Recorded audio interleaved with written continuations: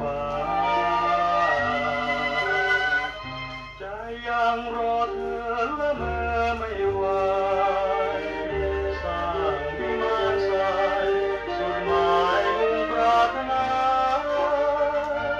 คลื่นซ้อฟัง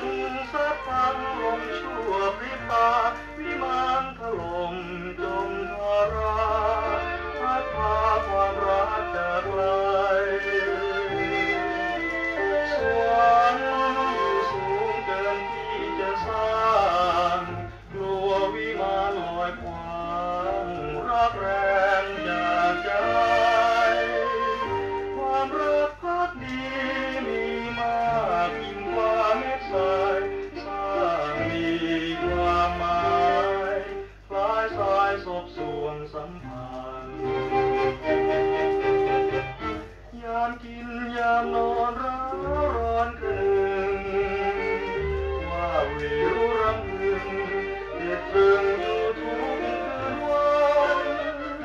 โอ้วิมานเหลือเพียงแต่ซากสัมพันธ์ล